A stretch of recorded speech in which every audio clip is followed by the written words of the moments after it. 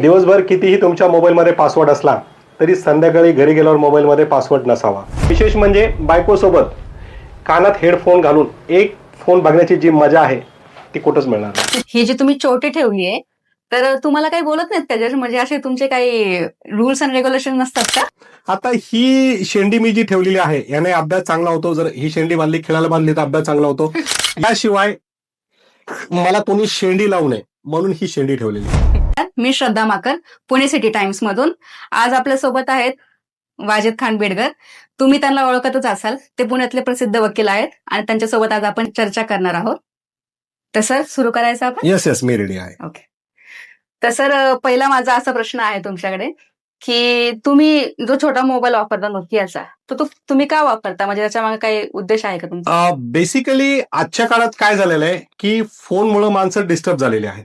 एखादा स्मार्टफोन घेतात, एकाच मध्ये 2 नंबर चालवतात आणि त्याच्यावरच सगळं त्यांचं मार्केटिंग असेल, व्यवसाय असेल ते करतात.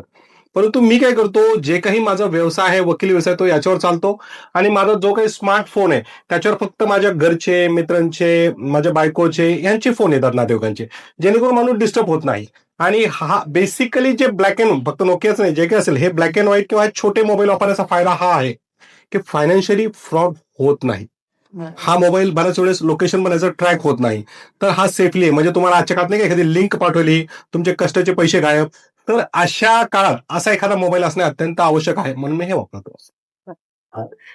फ्रॉड वरतून मला आठवलं, आजकाल म्हणजे जे न्यू जनरेशन आहे त्यांच्यामध्ये फोनवरनं खूप जास्त वाद होतात. म्हणजे आयफोन पाहिजे किंवा स्मार्टफोन हवाय, अशा मी खूप साऱ्या गोष्टी पाहिल्या आहेत. तर त्याच्यावरतून मी तुम्हाला एक प्रश्न विचारते, गर्लफ्रेंडला आयफोन घेऊन दिला पाहिजे की नाही?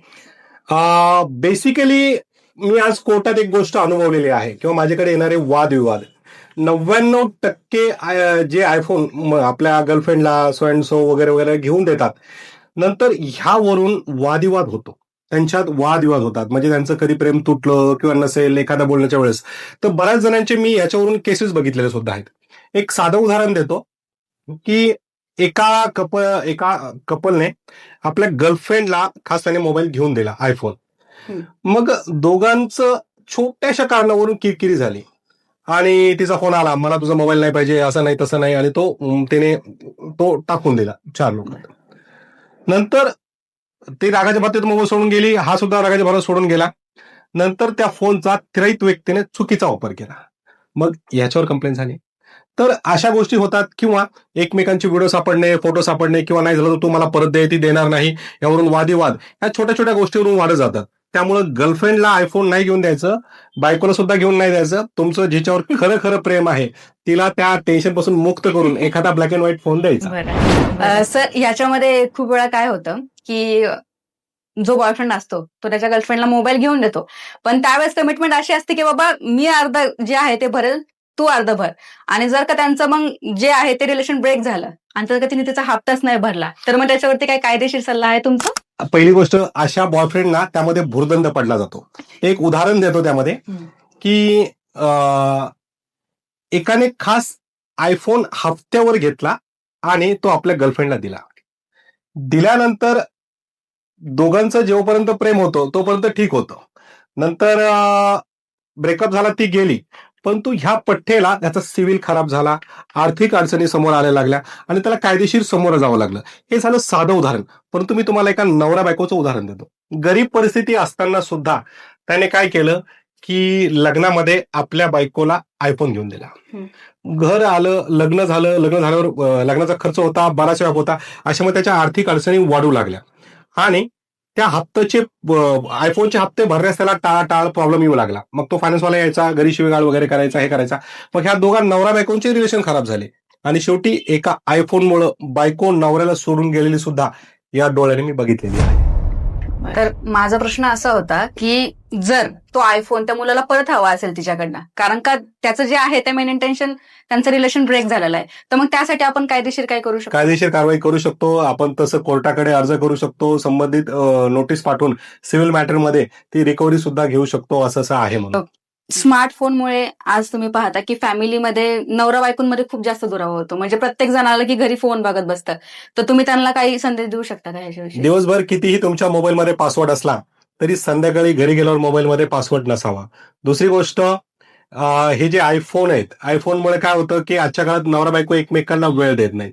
त्यामुळं कमीत कमी नवऱ्याकडे तरी छोटा मोठा मोबाईल असायला पाहिजे आणि बायकोकडे तरी छोटा मोठा असायला पाहिजे, किंवा दोघांमधून एकाकडेच आयफोन असायला पाहिजे, जेणेकरून कुटुंबात एकत्र. आणि विशेष म्हणजे बायकोसोबत कानात हेडफोन घालून एक फोन बघण्याची जी मजा आहे ती कुठंच मिळणार नाही. खूप चांगली गोष्ट आहे सर ही. सर, मोबाईलमध्ये एक लोकेशन नावाचा एक ऍप असतो, तुम्हाला पण माहिती आहे ते. तर ते लोकेशन काही ठिकाणी ट्रॅक केलं जातं. तर त्याचे फायदे कमी आहेत आणि नुकसान जास्त आहे का नुकसान कमी फायदा जास्त आहे, तुम्ही काय सांगाल? माझं हे म्हणणं आहे की नुकसान जास्त आहेत, फायदे कमी आहेत. पहिली गोष्ट, आज जे नवरा बायको दोघंही आहेत त्यांचा जो विश्वास आहे, म्हणजे कोर्टामध्ये येणारे जे खटले आहेत, विश्वास ठेवा, मोबाईलमुळे जास्त प्रमाणात आहे. त्याचं कारण काय आहे की एकमेकांच्या मोबाईलमध्ये लोकेशन टाकणे, एकमेकांवर अविश्वास दाखवणे, अशा गोष्टी चाकल्या जातात. आता एक नवरा, तो खूप स्मार्ट होता, बायकोने त्याच्या मोबाईलमध्ये लोकेशन लावलेलं होतं. तो काय करायचा, कंपनीच्या ठिकाणी मोबाईल ठेवायचा आणि गर्लफ्रेंड सोबत असं तसं फिरत राहायचा. एक दिवस काय झालं की गर्लफ्रेंडने अचानक त्याला बोलवलं, गडबडीत त्याच्याकडे मोबाईल सो अँड सो आलेला होता. शेवटी पकडला गेला. म्हणजे किती हे करायचं असेल. दुसरी गोष्ट, हे जे लोकेशन ठेवलं जातं, एकमेकांवर विश्वास ठेवला जातो, यापेक्षा पूर्वी विचार करा की ह्या गोष्टी नव्हत्या, त्यामुळे नवरा बायकोमध्ये खूप प्रेम होतं. सर, मला तुमच्याबद्दल एक प्रश्न विचारायचा आहे. ही जी तुम्ही चोटी ठेवली आहे, तर तुम्हाला काही बोलत नाहीत त्याच्या, म्हणजे असे तुमचे काही रूल्स अँड रेग्युलेशन नसतात का? आमच्या कोर्टामध्ये कटिंग कशी असावी, केस कशी असावी, दाढी कशी असावी, याबद्दल कुठलीही नियमावली नाहीये. हा, ड्रेस कोड असतो, कोड ठरवून दिलेला असतो, तो भाग वेगळा. आता ही शेंडी मी जी ठेवलेली आहे, याने अभ्यास चांगला होतो. जर ही शेंडी बांधली, खेळायला बांधली तर अभ्यास चांगला होतो. याशिवाय मला कोणी शेंडी लावू नये म्हणून ही शेंडी ठेवलेली आहे. त्याच्या मागे कोणाचं असं इन्स्पिरेशन किंवा काय तसं काही नाहीये ना? नाही, तसं काहीच नाहीये. सर, मला अजून एक प्रश्न विचारायचा होता. जे डिवोर्स जास्त होत आहेत आणि फोनमुळे जो प्रॉब्लेम होत आहे सगळ्यांमध्ये, तर तुम्ही नॉर्मल असं काही सांगाल की बाबा फोनचा हा यूज आहे तो एक कमी प्रमाणात झाला पाहिजे किंवा नाही का एक चांगल्या प्रकारे झाला पाहिजे, असं तुमच्याकडे काही ऑप्शन आहेत? आहेत ना, भरपूर आहेत. फक्त एक उदाहरण देऊन मी सुरू करतो. तो तिला खूप प्रेम करायचा. तिने मागितलेली प्रत्येक गोष्ट तो आणून द्यायचा. एक दिवस तिने त्याला आयफोन मागितला आणि तो त्याने घेऊन दिला. मग असं झालं की तिने आयफोनचा नाद सोडला, म्हणजे ह्याचा नाद सोडला आणि ती आयफोनच्या प्रेमात पडली. म्हणजे स्वतःचे फोटो, व्हिडिओज आणि ती नाही का सोशल मीडियावर रील टाक, हे टाक, ते टाक, म्हणजे ती फक्त ह्याला अवॉइड करू लागली. आणि ती पूर्वी नाही का जशी होती ते थोडंसं हे झालं. तर अशा प्रकारच्या देखील घटना होतात, म्हणजे त्याला हे भीती, अशा प्रकारच्या घटना होतात. दुसरी गोष्ट,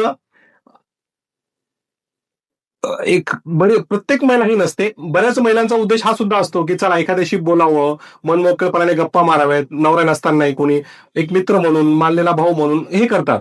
परंतु बरेच मी असे नवरे बघितलेत की ते बायकोचा मोबाईल बघतात आणि त्यांना काहीतरी चुकीचं वाटतं.